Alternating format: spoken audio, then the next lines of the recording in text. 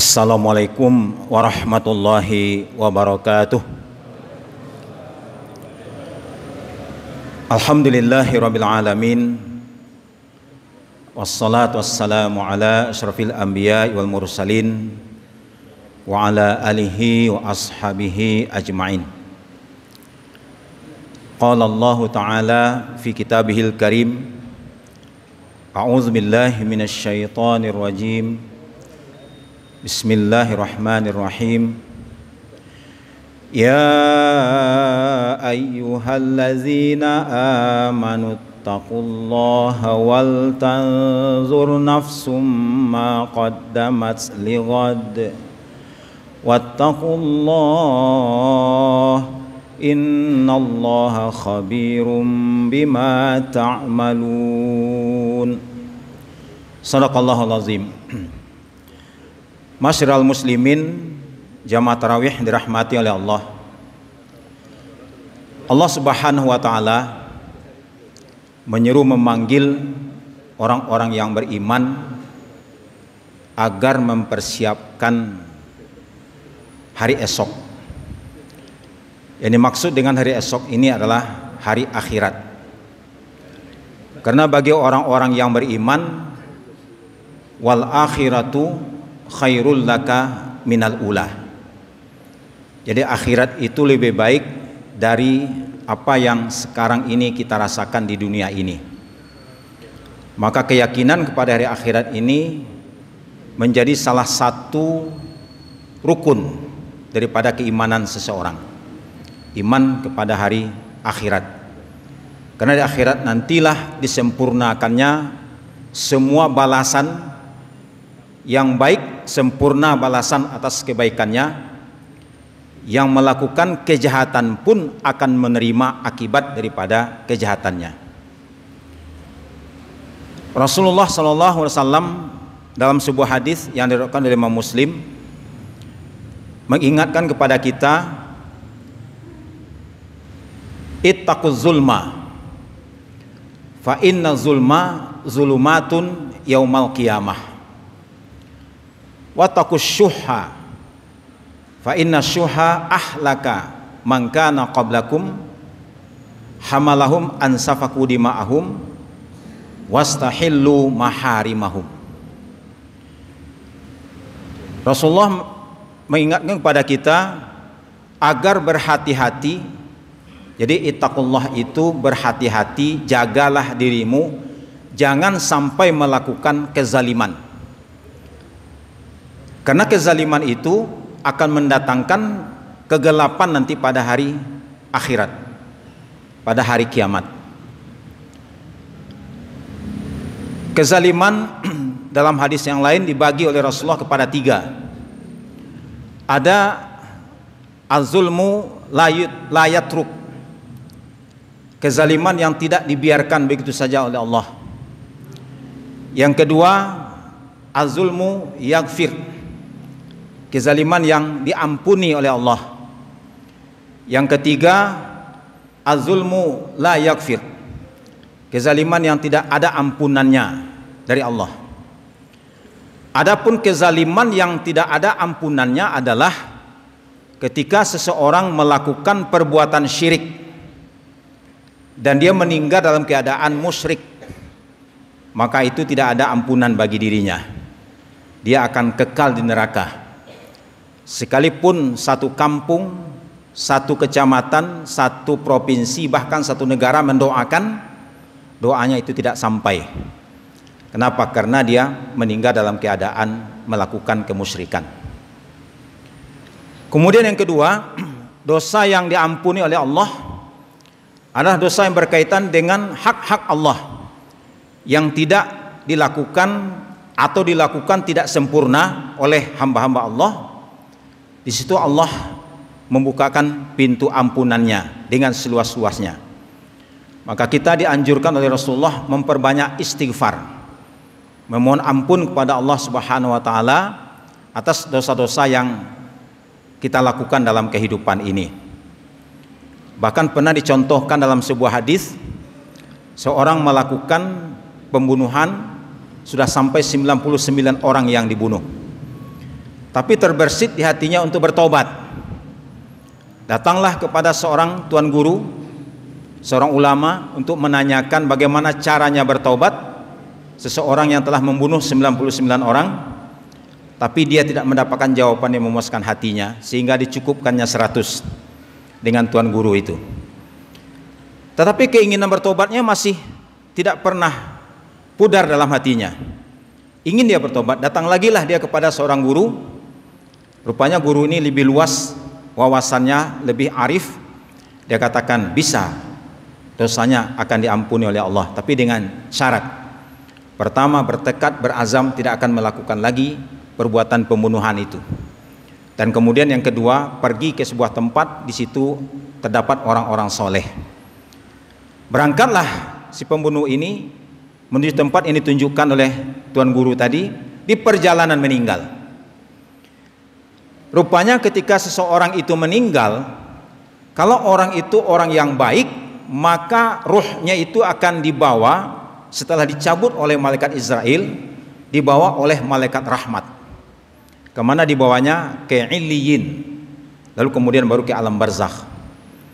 Kalau orang itu orang yang melakukan kejahatan, maka ruhnya akan dibawa oleh malaikat azab, dibawa ke Sijjin, barulah ke alam barzakh. Rupanya kedua malaikat itu datang. Malaikat rahmat datang, kenapa? Karena orang ini telah bertobat. Malaikat azab datang karena malaikat azab melihat orang ini belum sampai ke tempat yang dituju. Maka kemudian Allah kirimlah seorang malaikat pengadil untuk mengukur jarak tempuh perjalanannya menuju kebaikan itu. Ternyata selangkah lebih jauh. Maka orang ini mendapatkan ampunan dari Allah Subhanahu wa taala. Ruhnya dibawa oleh malaikat rahmat. Ini adalah karena berkaitan dengan dosa yang berkaitan dengan hak-hak Allah. Tapi ada kezaliman yang tidak dibiarkan. Artinya tidak diampuni oleh Allah kecuali terjadi penyelesaian sengketa antara sesama manusia. Ketika ada seseorang meminjam uang kepada temannya, tidak dilunasinya, maka di akhirat dia harus melunasinya. Ketika ada orang menzalimi orang lain, menipu orang lain, mengkhianati orang lain, maka nanti dari akhirat dia harus menyelesaikannya. Dulu ada sebuah kisah di zaman Rasulullah SAW. Ada seorang, ya kita sebut sahabat karena waktu itu beliau ini kepercayaan Rasulullah untuk menjaga harta ghanimah dalam peperangan Khaybar. Rupanya sahabat ini namanya Kirkirah. Kirkirah ini meninggal karena sabetan senjata musuh.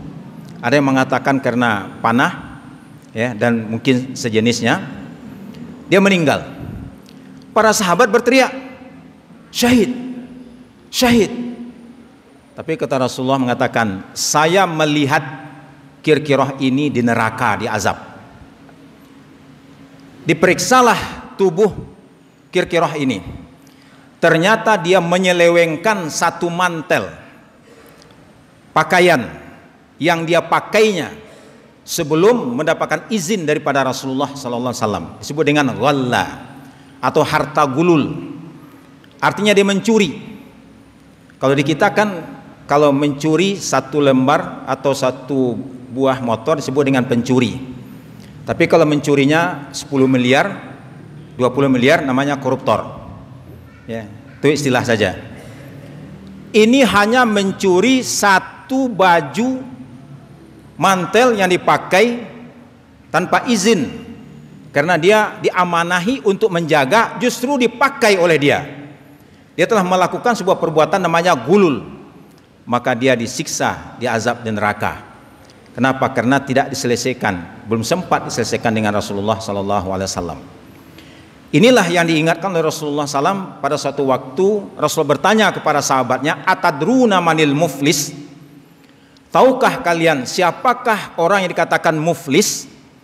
Kalau bahasa kitanya muflis itu bangkrut.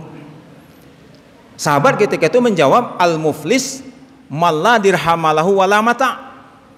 Orang bangkrut itu adalah orang yang tidak lagi mempunyai dirham, Selain itu dirham disebut dengan uang receh. Kalau dinar baru itu uang yang sangat bernilai karena dari emas, dinar. Orang ini tidak lagi mempunyai uang receh, wala mata, tidak juga mempunyai harta benda. Jadi yang ada itu hanya pakaian yang dipakai, celana yang dipakai, sementara yang lain nggak punya. Itu yang disebut dengan muflis, bangkrut, kata sahabat. Tapi Nabi mengatakan bukan itu yang muflis. Orang yang bangkrut adalah orang yang nanti datang pada hari kiamat membawa pahala sholatnya, pahala puasanya, pahala zakatnya, kebaikan-kebaikan dilakukan di dunia ini, tetapi semasa hidupnya dia pernah menuduh, memaki, menghina orang lain. Dia telah melakukan, melukai atau bahkan membunuh orang lain. Dia ada hak orang lain yang ketika dia hidup belum terselesaikan. Maka nanti orang yang pernah dia hina, dia rendahkan, dia tipu, dia khianati, dia berkhianat, diberi amanat, tapi kemudian dia selewengkan amanat tersebut, maka dia harus membayarnya dengan kebaikan-kebaikan yang dulu pernah dilakukannya di dunia ini. Dibayarkanlah dengan kebaikan. Ternyata yang menunggu untuk menuntut haknya itu bukan 1-2 orang, tapi satu kecamatan, satu kampung. Karena waktu disuruh dulu menghitung, ya, dia tidak benar penghitungannya, ya, orang nggak terima. Nanti di hari akhirat orang ini akan dituntut oleh orang yang memberi amanat. Yang menuntut itu bukan 1, bukan 2, tapi jumlah besar. Habislah semua kebaikan-kebaikan yang dilakukannya itu, sementara yang menunggu masih banyak. Maka dipikulkanlah dosa orang yang dulu dia zalimi di dunia ini, sehingga akhirnya dia dilemparkan ke neraka. Ini adalah orang yang muflis, orang yang bangkrut. Maka Nabi mengingatkan, ittaquz zulma fa inna zulma zulumatun yaumal qiyamah. Kemudian yang kedua, wattaqus syuhha. Jagalah dirimu jangan mempunyai sifat syuhha. Syuhun itu artinya adalah bakhil ma'al hirsi. Orangnya bakhil, pelit, tapi serakah.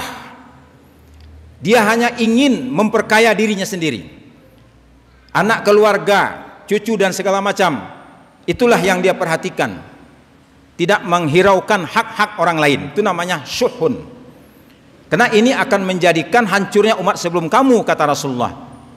Jadi hamalahum ansafaku di ma'ahum wastahallu maharimahum, yaitu akan terjadi pertumpahan darah dan kemudian akan terjadi menghalalkan yang haram atau mengharamkan yang halal. Wastahallu maharimahum, yang tadinya dilarang itu kemudian dilanggar.